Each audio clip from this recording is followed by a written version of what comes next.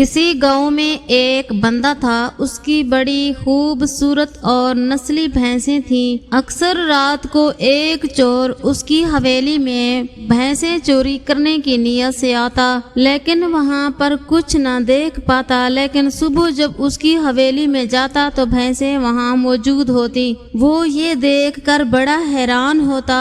بسم اللہ الرحمن الرحیم۔ السلام علیکم ورحمۃ اللہ وبرکاتہ۔ محترم ناظرین، امید کرتی ہوں آپ جہاں بھی ہوں گے خیر و عافیت سے ہوں گے اور خوش ہوں گے۔ محترم ناظرین، ظالم باپ اور اس کی بیٹی کا واقعہ دور جہالت کی بات ہے۔ ایک بوڑھے شخص نے جب نبی کریم صلی اللہ علیہ وآلہ وسلم کو حضرت فاطمہ الزہرا رضی اللہ تعالی عنہ کے ساتھ محبت کرتے ہوئے دیکھا تو حیرت زدہ ہو گئی۔ پھر اس کی آنکھوں سے آنسو نکل آئے۔ سوچنے لگا، کس طرح بے دردی سے میں نے اپنے پیارے جگر کو صرف دور جہالت کے رسم و رواج کی بنا پر زندہ درگور کر دیا تھا۔ یہ معاملہ دیکھ کر نبی اکرم صلی اللہ علیہ وآلہ وسلم نے فرمایا، آخر کیا داستان ہے؟ انہوں نے بیان کرنا شروع کیا، میری بیوی حاملہ تھی۔ ان دنوں میں ایک سفر پہ گیا ہوا تھا۔ جب کافی عرصے بعد پلٹا تو اپنے گھر میں ایک بچی کو کھیلتے ہوئے دیکھا اور بیوی سے پوچھا، یہ بچی کون ہے؟ تو بیوی نے کہا، یہ ہماری بیٹی ہے۔ پھر اس نے کسی نامعلوم خوف کے تحت التجا آمیز لہجے میں کہا، ذرا دیکھو تو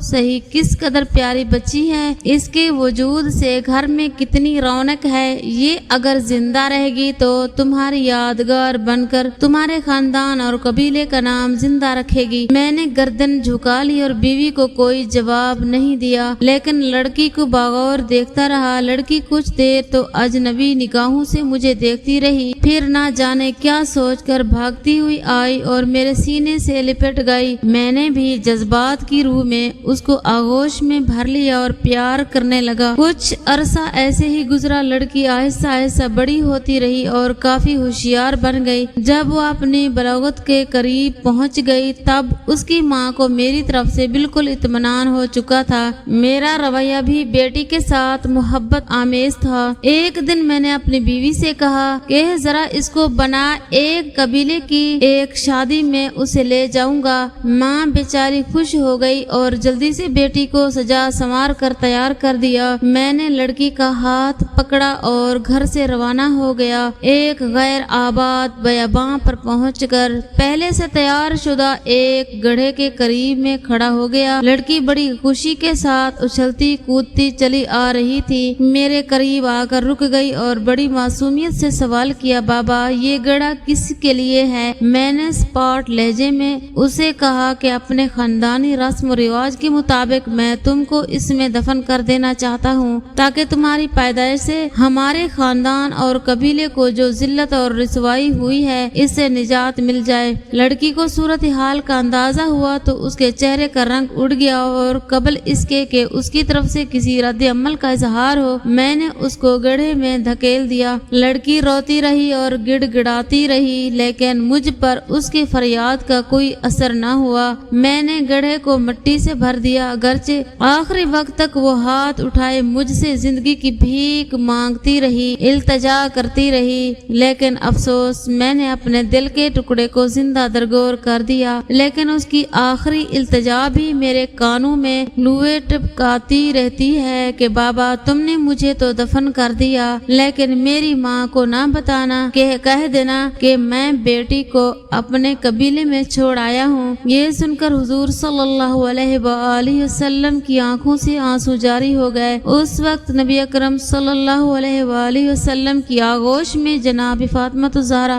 رضی اللہ عنہا بیٹھی ہوئی تھی، ان کی آنکھیں بھی نم ہو گئیں۔ حضور اکرم صلی اللہ علیہ وآلہ وسلم نے اپنی بیٹی کو سینے سے لگا لیا اور آپ صلی اللہ علیہ وآلہ وسلم کے ہونٹوں پر یہ جملے جاری ہو گئے کہ بیٹی تو رحمت ہے، اور پھر آسمان کی طرف دیکھتے ہوئے فرمایا، میں فاطمہ کو دیکھ اپنے مشام جاں کو بہشت کی خوشبو سے معطر کرتا ہوں۔ یا اللہ، میں تجھ سے موت کے وقت آرام اور راحت اور قیامت کے حساب و کتاب کے وقت عفو و مغفرت کا طالب ہوں۔ بیٹیاں اللہ پاک کی رحمت ہوتی ہیں، ان کی قدر کیجیے، اور یہ آپ لوگوں کے گھروں میں کچھ دن کے مہمان ہوتی ہیں، انہوں نے آپ کا گھر چھوڑ کے چلے جانا ہوتا ہوتا ہے، لہٰذا ان سے محبت کیجیے، ان سے پیار کیجیے، کیونکہ نبی اکرم صلی اللہ علیہ وآلہ وسلم اپنی بیٹی فاطمہ الزہرا رضی اللہ تعالی عنہا سے بہت محبت کیا کرتے تھے۔ سبحان اللہ۔ کسی گاؤں میں ایک بندہ تھا، اس کی بڑی خوبصورت اور نسلی بھینسیں تھی۔ اکثر رات کو